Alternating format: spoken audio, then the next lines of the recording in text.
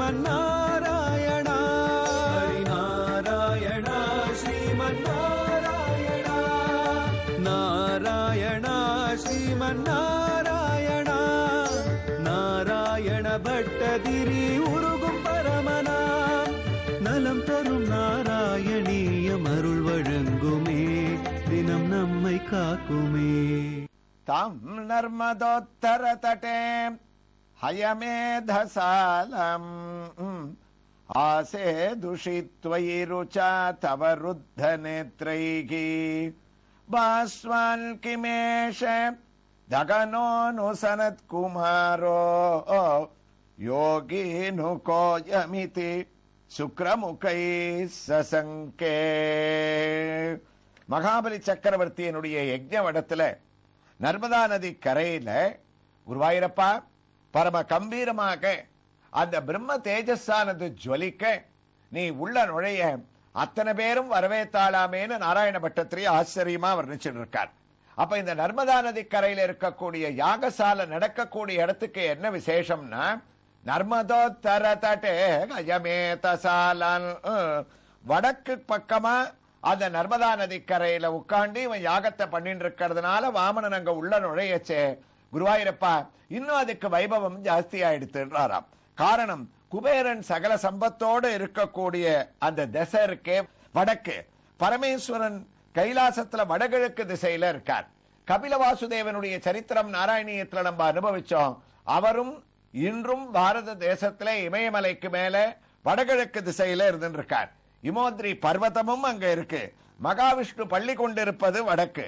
அதனால தான் வேதத்துல என்ன சொல்றாருன்னா சத்கர்மாக்களுக்கெல்லாம் உயர்ந்தது வடக்கு பாகத்துல உட்கார்ந்து யஜ்ஞம் பண்றதோ தபஸ் பண்றதோ அஸ்வமேதம் முதலிய யாகங்களை பண்றதோ அது பகவானுடைய திவ்ய தரிசனத்தையே அந்த இடத்துல அளிக்குமா. அதற்கு பெரிய உதாரணமாக குருவாயூரப்பா தாங்களே அப்படி உள்ளுக்குள்ள நுழையச்சேயே அந்த பிரம்ம தேஜஸ் குலுங்க குலுங்க செவ்வை சூடுவார் சொன்னார். மைத புஜானம் மனத்திடை ஒன்றும் கைத்தவமாய் மை கலந்தவனாங்கு செய்தவமாவலி செய்பறிவேள்வி கைத உலத்தினிலெண்ணி எழுதான். அத்தனை ஒரு கடாட்சத்தோட உள்ள போயிட்டு இருக்கக்கூடிய அவனை வரவேத்து அர்க்கபாத்திய ஆச்சமனிய உபச்சாரங்கள்லாம் பண்றதுக்காக ஒரு ஆசனத்துல அமர வைத்து அந்த ஸ்ரீபாத தீர்த்தத்தை தாம் பருகணும்ன்ற ஆசைனால அசுரனா இருந்தா கூட குருவாயூரப்பா மகாபலி பரம பக்திமான், எல்லாரையும் ஆதரிக்க கூடியவன். அதனால உன்னை அடக்கத்தோட ஒரு சிறுவனாக உன்னை நினைச்சுண்டு இகழ்ச்சியாக பேசுறதோ ஐஸ்வர்ய கர்வத்தால உன்னை வரவேற்காம இருக்கிறதோ பண்ணாம அமர வைத்து உன்னுடைய பாதங்கள்ல தீர்த்தத்தை விட்டு ஸ்ரீபாத தீர்த்தத்தை பருகணும்னு நர்மதா நதி கரையிலேருந்து தங்க பாத்திரத்துல ஒரு தீர்த்தத்தை எடுத்துன்னு வந்து உன்னுடைய பாதத்தை தொட்டானாமேன்னு இந்த ஸ்லோகத்தை முடிக்கிறார். அதாவது 30வது தசகத்தினுடைய 8வது ஸ்லோகம்.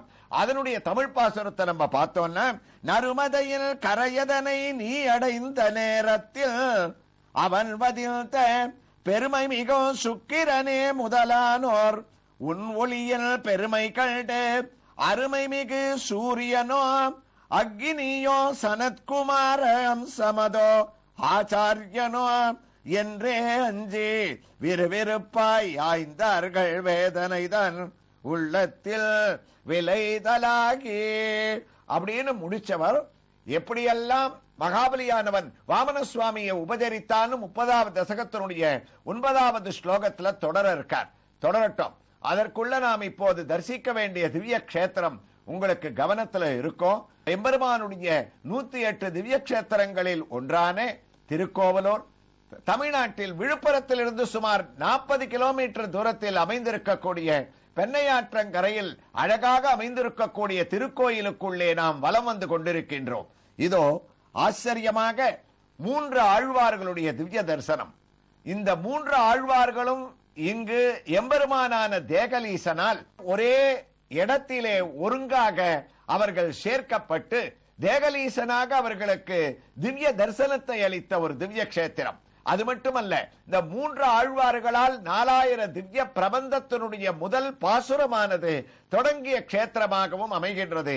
இதோ அந்த 3 ஆழ்வார்கள் பொய்கையாழ்வார், பூதத்தாழ்வார், பேயாழ்வார் என்ற 3 ஆழ்வார்களும் அவர்களோடு எல்லா திவ்ய தேசங்களையும் மங்களாசாசனம் செய்தருடைய திருமங்கையாழ்வாரும் நின்ற திருக்கோலத்திலே கையிலே கத்தியை தாங்கிக் கொண்டு தன்னுடைய திருவடியை பீடத்தின் மேல் முன்னும் பின்னுமாக வைத்துக் கொண்டு தேகலீசனை மங்களாசாசனம் செய்து கொண்டிருக்கின்றார். இந்த திவ்ய கஷேத்திரத்தில் ஒரு அழகு, கற்புடைய மடக்கண்ணி காவல் பூண்ட என்று துர்க்கையும் இங்கு மூலஸ்தானத்திலே ஒரு புறத்திலே எம்பெருமானுக்கு அருகிலேயே எழுந்தருளியிருக்கின்றாள். அந்த துர்க்கையையும் இங்கு திருமங்கையாழ்வார் மங்களாசாசனம் செய்தது தான் இந்த கஷேத்திரத்தினுடைய ஒரு விசேஷம். அந்த ஆழ்வாரை தரிசித்துக் கொள்கின்றோம். இதோ திவ்ய பிரபந்தங்கள் தொடங்குவதற்கு காரணமாக இருந்த 3 ஆழ்வார்கள் நின்ற திருக்கோலத்திலே நமக்கு கம்பீரமாக திவ்ய தரிசனத்தை அளித்துக் கொண்டிருக்கின்றார்கள். மிருகண்டு என்ற ஒரு மகரிஷி இங்கு தவம் செய்து கொண்டிருந்த போது எம்பெருமான் ஒவ்வொரு இடத்திலே பிறந்த காஞ்சிபுரம், திருக்கடல் மல்லையாகிய மகாபலிபுரம், சென்னையிலே மயிலாப்பூர், இந்த 3 இடத்திலே பிறந்த வரிசையாக பொய்கை, பூதம், பேயாழ்வார் இவர்களை திருக்கோவலூரிலே ஒரு இரவு வேளையிலே சேர்த்தார். ஒருவர் படுக்கலாம், இருவர் இருக்கலாம், மூவர் நிற்கலாம் என்று மிருகண்டு மகரிஷியால் இவர்கள் உள்ளே அனுமதிக்கப்பட்டு அங்கே இடமில்லாததால் பொய்கையாழ்வார், பூதத்தாழ்வார், பேயாழ்வார் மூவரும் நின்று கொண்டு திருக்கோவலூர் தேகலீசனை மங்களாசாசனம் செய்ய எம்பெருமான் அவர்களுக்கு திவ்ய தரிசனத்தை அளிக்க வேண்டும் என்று திருவுள்ளம் பற்றி ஒருவர் படுக்கலாம், இருவர் இருக்கலாம், மூவர் நிற்கலாம் என்ற இடத்தை 4வர் நெருக்கலாம் என்று நெருக்க ஆரம்பிக்க, யார் நம்மை நெருக்குவது என்பதற்கு ஒரு விளக்கேற்றலாம் என்று இவர்கள் தீர்மானம் செய்து பொய்கையாழ்வார் வையம் தகலியாய் வார்கடலே நெய்யாக வைய கதிரோன் விளக்காய் செய்ய சுடராழி யானடிக்கே சூட்டினேன் சொன்மாலை என்ற ஒரு விளக்கை ஏற்ற உடனே பூதத்தாழ்வாரும் அவரும் ஒரு ஞான தீபத்தை அன்பே தகலியாய் ஆர்வமே நெய்யாக இன்புருகு சிந்தை இடுதிரியாய் என்று ஏற்ற பொய்கையும் பூதமும் விளக்கேற்றுவதிலேயே இருந்தார்களே தவிர நடுவிலே இருந்த பேயாழ்வாருக்கு அதிர்ஷ்டம் அடித்தது.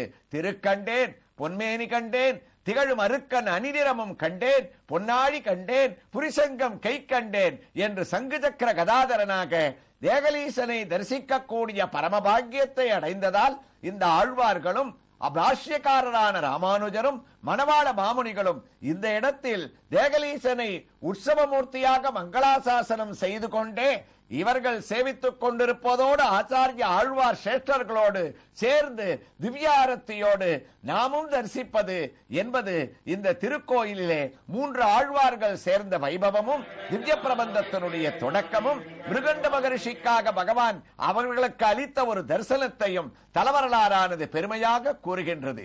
இதே சிந்தனையோடு அங்கு மகாபலி எவ்வாறு வாமன சுவாமியை பூஜிக்க இருக்கின்றான் என்ற ஒரு வைபவத்தை ஸ்ரவணம் செய்ய நாமும் திரும்பிவிட்டோம். பட்டத்திரியும் தொடங்கிவிட்டார் 30வது தசகத்தின் 9வது ஸ்லோகத்தை.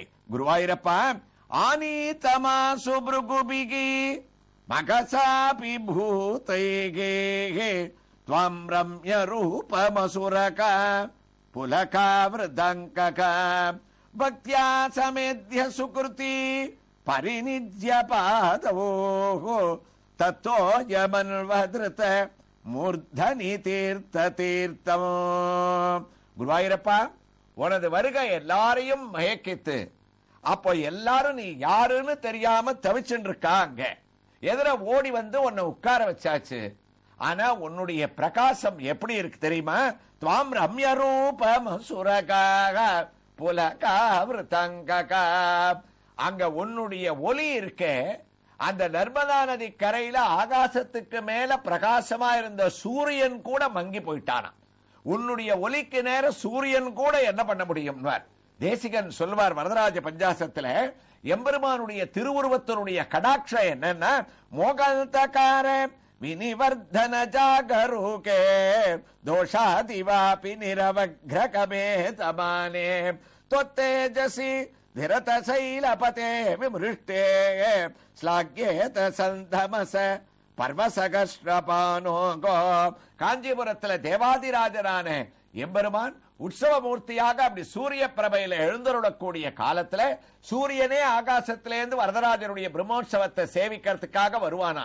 கீழே வர வரைக்கும் சூரியன் ஒளியோட இருப்பான். சூரியனுடைய தாக்கம் எப்படி இருக்கும்னு இப்ப நமக்கு தெரியறது.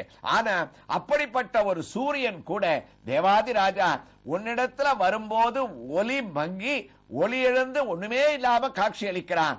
காரணம் அவனை விட ஒளி படைத்தவனான பரமாத்ம ஸ்வரூபம் இருக்கிறதா. அதத்தான் இங்க பட்டத்திரி சொல்றார். வாமனனுடைய ஒளி இருக்க சூரியனை கூட அந்த நர்மதா நதி கரையில மங்க வச்செடுத்து, அப்ப புண்ணியசாலியான மகாபலி என்ன பண்ணா, அசுரனா இருந்தா கூட பக்தியா புலகாங்கிதம் அடைஞ்சானாமேன்னு பட்டத்திரி சொல்றார். இப்படிப்பட்ட ஒரு திவ்ய தேஜஸ் நம்ம பார்த்ததில்லையே. இந்த பிராமணோத்தமரான பிரம்மச்சாரிய வரவேற்கிறதுக்கு நாம என்ன பாக்கியம் பண்ணோன்னு, துவம் ரம்ய ரூபமசுரகா புலகா விருதங்ககா, உன்னுடைய ரூபத்தை பார்த்து ஆச்சரியப்பட்டு உன்னை சோஸ்திரம் பண்ணி உன்னை ஸ்ரீபாத தீர்த்தத்தை அருந்துறதுக்காக உன்னுடைய திருவடியை எடுத்து ஒரு தங்க தாம்பாளத்துல வச்சா.